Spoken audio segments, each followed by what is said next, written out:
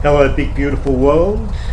Today we are asking ourselves one solitary, timeless question, and that question is, do you feel lucky, punk? Well, do ya? We're flying this hairy little beastie, this fuzzy little critter. Let's get up into the air before I rabbit on anymore.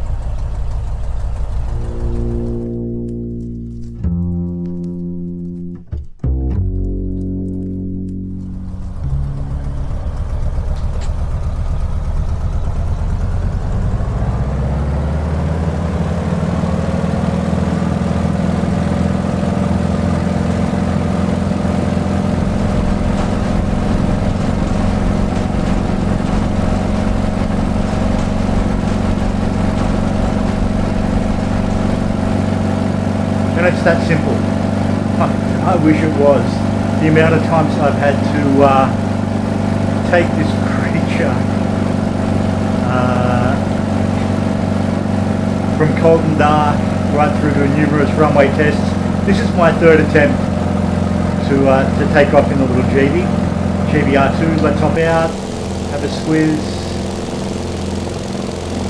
It is supremely cool looking, let's face it. Supremely odd. It is all the adjectives that have been hurled against this. This is the Carenado aircraft. It's spicy, it's broken, it's weird, it's ludicrous, it is out of whack, it is nasty, vicious, so on. Yeah, all the adjectives that have been, maybe they're all true. I honestly do not know, people. I do know, this is, like I said, this is my third attempt to get around in it. I've tried cold and dark, and for some reason, even when I got it to the runway, it just didn't want to get off the ground. I recalibrated everything, the joystick, the whole lot, and still didn't really want to play ball. So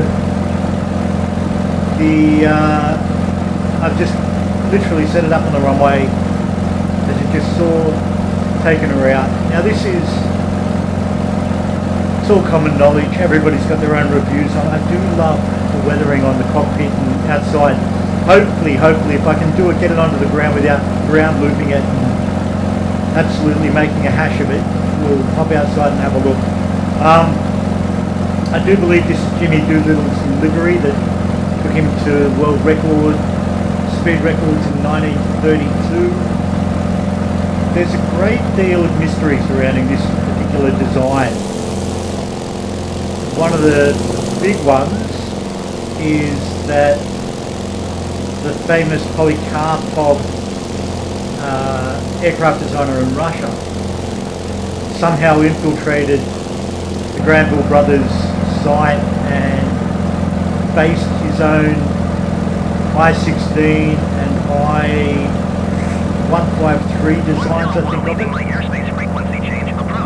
Thank you very much.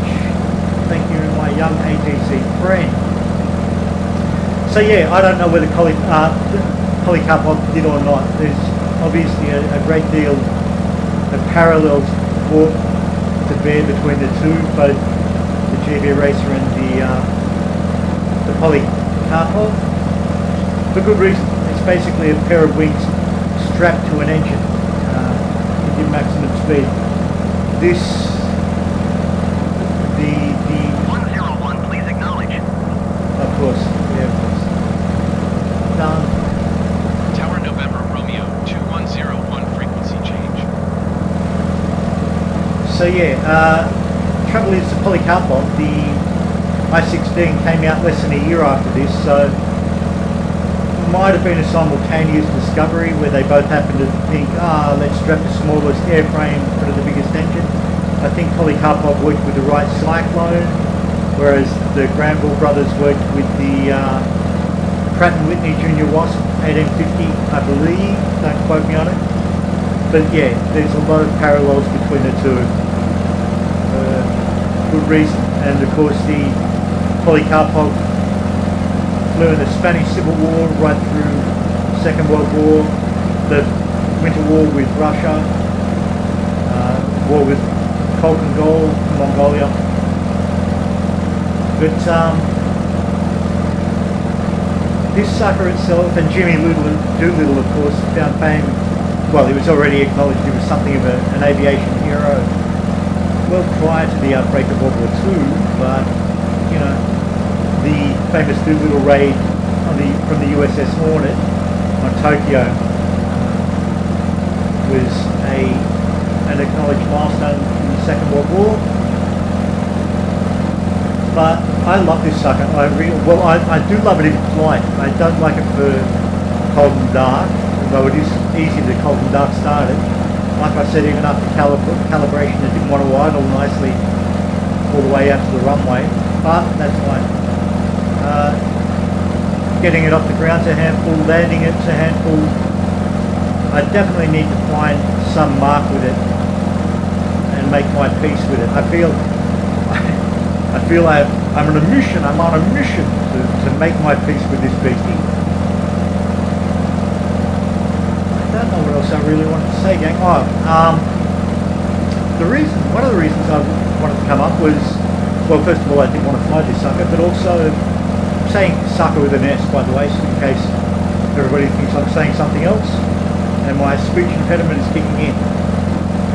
That being said, I wanted to send a massive apology to having mangled, I think I mangled his name, Marwan Garib, the guy who designed single-handedly and built the new H-Jet, which has hit the market this week. Serious talent, serious effort. Just incredible. It is something I look forward, and I'm not a jet guy, for anyone who knows what I'm into and what I'm not into, but that beastie I've really got to get up in the air. So Marwan Garib, really well done, you. Outstanding, mate. I hope you never have to work an honest day's work again, because what you've done with the blood, sweat and tears you poured into that beastie, you know, you've just earned your place in Microsoft Flight Simulator fame, I think.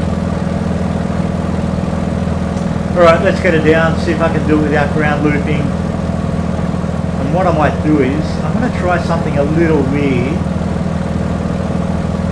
even as I coast, bring her in.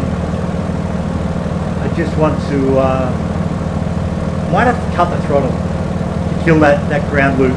I don't know if it's going to work or not, but look, let's give it a try, eh? Alright, so we're pretty much at over the fence speed. Just trying to keep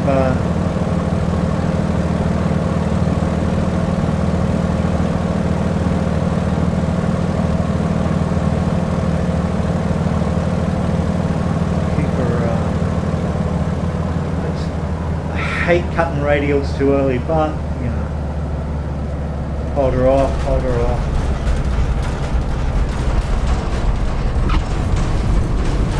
Too big a bounce. Right.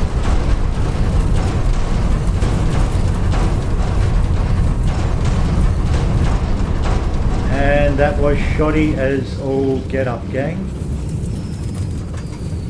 But I don't care. I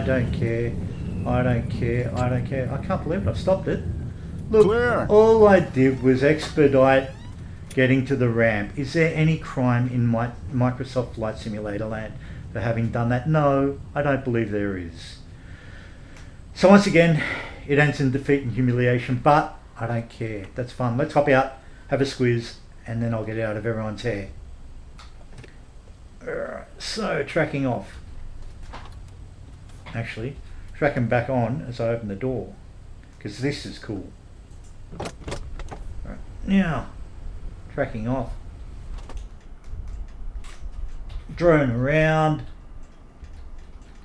and all of you guys, you know this, ladies and gentlemen, don't you? Really, you've all been here. You've probably already mastered flying this, as you know, as is clearly evident. I myself have not.